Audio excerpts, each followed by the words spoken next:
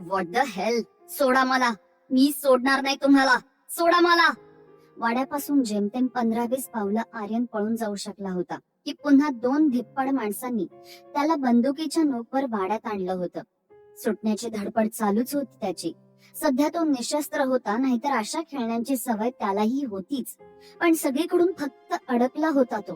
त्यात अशा कोणत्याही फालतू गोष्टीसाठी तो आपला जीव गमावू शकत नव्हता. समोरच इशिता हाताची घडी घालून उभी होती. सध्या तीही काळजीत होतीच, पण त्याला सुखरूप पाहून सध्या तरी चेहऱ्यावर किंचित हसू उमटलं. तिच्या घरच्यांना चांगली ओळखत होती. त्यांच्या विरोधात जाणाऱ्या आवाजाला कायमचं बंद करायची जुनी सवयच होती. म्हणून आर्यन सुखरूप आहे हे पाहून ती सुखावली, हसली बिचारी. नेमकं तेच आर्यनने पाहिलं.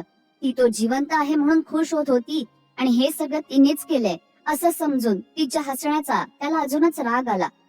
हेच कोण ग तू? हे बघ, आत्ताच्या आत्ता सगळं हे थांबव, नाहीतर परिणाम तू विचार सुद्धा करणार नाही इतके वाईट असतील. तो चवताळून म्हणाला. हे पहा, उगीच काहीही बोलून आहे ती एनर्जी का वाया घालवताय? मला काही हौस नाही आली इथे राहायची. मलाही जायचंच आहे. पण चांगलंय, जेव्हा आपल्या मनासारखं काहीच होत नाही, सतत इतर कोणाच्या दबावाखाली वागावं लागतं, तेव्हा किती त्रास होत असेल हे कळतंय ना आता तुम्हाला. आता तुम्हीही तुमच्या एम्प्लॉई सोबत माणूस म्हणून वागायला शिका. इशिता त्याची चिडचिड पाहून म्हणाली. बहुतेक ऑफिस मधलं टेन्शन तिने यावेळी सुद्धा बोलून दाखवलं. जाग आली तेव्हापासून तो फक्त तिलाच दोष देत होता, म्हणून आता तिलाही रागच आला. तो काही बोलणार त्याआधीच त्याच्या मोबाईलवर नोटिफिकेशन आले. सतत वाजणाऱ्या मोबाईलमुळे घाईतच एक नजर इशिताकडे पाहत त्याने फोन पाहिला. आरवी.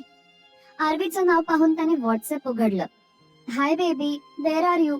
कॉल लागत नाहीये तुझा. आर्यन कुठे आहेस? आंटी काळजी करतायत. कालपासून तुझा फोन नाहीये. Are you okay? यार कॉल मी. घरी सगळेच काळजीत आहेत. असं कोण न सांगता गायब होतं का? ऍटलिस्ट गार्ड तरी सोबत घेऊन जायचं. आहेस कुठे यार तू? आर्यन, आता मलाही काळजी वाटतेय. मॉमच्या डोक्यात तुला घेऊन नको नको ते थॉट्स येत आहेत. प्लीज त्यांना तरी कॉल कर. एका मागोमाग एक मेसेजेस येऊन धडकले होते, जे वाचून आर्यन अजूनच चिडला होता. त्याचे फ्रेंड्स, गार्ड्स, फॅमिली कोणालाच त्याच्याबद्दल माहिती नव्हती आणि ते किती काळजीत असतील याची जाणीव होऊन त्याचा संताप वाढला होता. काय सांगणार होता तो? लग्न केलं म्हणून? मेसेज बघून त्याने फोन बंद केले. असंही रेंज नव्हतीच तिथे, कधीतरी रेंज येत होती. आरवी आहे का? काय झालं? तो फोन पाहत असताना इशिता त्याच्या जवळ येत म्हणाली. कोणाची तरी मदत हवीच होती ना इथून बाहेर पडायला, म्हणून ती म्हणाली. पण बहुतेक आज आर्यनला तिच्या प्रत्येक बोलण्याचा चुकीचा अर्थ घ्यायचा होता. Don't you dare. तिला काही सांगायचं नाही, कळलं? आणि कोण आहेस तू? चुकीच्या माणसासोबत पंगा घेतलायस. मी सोडणार नाहीये तुला. बरबाद करून सोडेन. आर्यन तिच्या डोळ्यात पाहत धमकावत होता की कोणाच्या तरी येण्याची चाहूल लागली. शिंदे म्हणतात आम्हाला, आणि शिंदे कोणाच्या बापाला भीत नसतात. इशिताचे बाबा आपल्या मेशीला ताव देत तिथे आले. सोबत तिचे काका भाऊ होताच. तो फक्त पाहत राहिला. शुद्धीत आल्यावर पहिल्यांदा या माणसाला पाहत होता. अंगावर सफेद कुर्ता पायजमा, पिळदार मिशा, वेगळंच व्यक्तिमत्व वाटलं त्याला. आर्यन कपाळावर आट्या पाडून बघत होता. बाबा, तुम्ही त्यांना का जाऊ देत नाही आहात? झालं ना आता तुमच्या मनासारखं, मग प्लीज त्यांना सोडा. का कैद केलंय? इशिता घाईतच पुढे येत म्हणाली. पुन्हा रागात कोणी आर्यनला इजा पोहोचवू नये म्हणून ही धडपड चालू होती. ग्रेट, म्हणजे हे तुझे बाबा आहेत. म्हणजे तुम्ही बाप लेकीने मला फसवलंय. काय मिळालं हे करून? हा, तुम्हाला माहित नाहीये मी कोण आहे. तुला सगळ्यांना बर्बाद करून ठेवेल हा आर्यन देशमुख. आर्यन पुढे येत दात तोड खात म्हणाला. तसे तिचे काका पुढे सरसावले. माझे आमदार प्रतापराव किसन शिंदे म्हणतात यांना. आजही पोलीस यंत्रणा, पक्ष नेते, पक्ष प्रमुख खिशात घेऊन फिरतात. गावात काय, पण अजून राज्यात पण कोणी शब्द खाली पडू देणारा पैदा झाला नाही. आणि तुम्ही आमच्या दादासाहेबांना सांगणार कोण आहात? तिचे काका रागात बोलले आणि इशिताने वैतागून आर्यनला पाहिलं. सध्या तोही तितक्याच रागात धुसफुसत होता. याच रागाचा तर राग करत होती ती. म्हणून तर तो कधीच आवडला नव्हता तिला. कधी सरळ बोलतच नव्हता. रागात वाटेल ते बोलून समोरच्या माणसाचा पाण उतारा करायची त्याला जणू सवयच होती. दौलत जावई आहेत आपले, सबुरीने घ्या. अचानक सगळं झालंय म्हणून चिडलेत. ओळख बी झाली नाही नीट. होईल की हळूहळू, घाई काय? आत्ता कुठे नातं जोडलंय.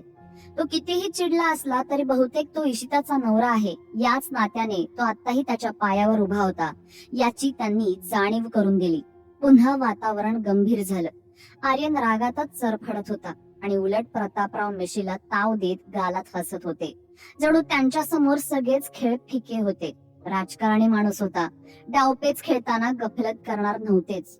तुम्ही कोणीही असू द्या, मला नाही फरक पडत. I am the Aryan Deshmukh आणि मी हार मानत नाही. इथून बाहेर पडायचा मार्ग जणू तो शोधून राहणार होता. आपल्या फोन मध्ये कोणाशी कॉन्टॅक्ट होतो का पाहत तो निघाला आणि त्याची चिडचिड इशिता बघत होती. साधा सुधा माणूस तो नव्हताच. कामाचा व्याप होताच आणि वेळ त्याच्यासाठी किती महत्वाची आहे हे तिच्यापेक्षा जास्त कोणाला माहित. काही वेळ शांतता पसरली आणि त्या शांततेला भंग करत इशिताचा मोबाईल वाजला. आर्यन बद्दल काहीच माहिती नसल्याने बहुतेक त्याच्या काळजीने आता तिने इशिताला कॉल केला होता.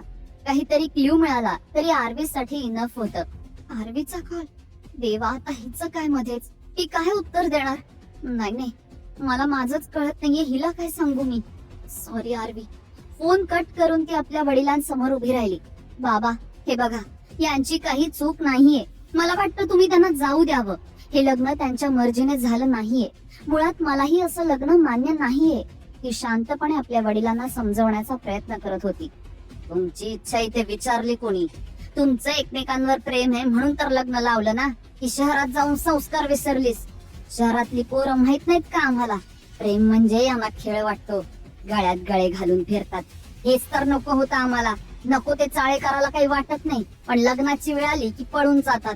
म्हणून तर आणलं उचलून आणि उडवला लग्नाचा बार. तिच्या वडिलांचा रागाचा पारा पुन्हा चढला होता. जे केलं त्याचा त्यांना किंचितही पश्चाताप नव्हता हे त्यांच्या बोलण्यावरून कळलं होतं. पण पुन्हा हे प्रेम कुठून आलं मध्येच हा प्रश्न पडला. ती प्रेम करते हे कोणी सांगितलं त्यांना? प्रेम आणि आर्यन सरांवर? इशिताने मनातच स्वतःला प्रश्न विचारला. बाबा, तुम्हाला काहीतरी गैरसमज झाला असेल. आम्ही तिची पुन्हा बाजू मांडण्याची धडपड चालू झाली होती की तिचे काका मध्येच गरजले.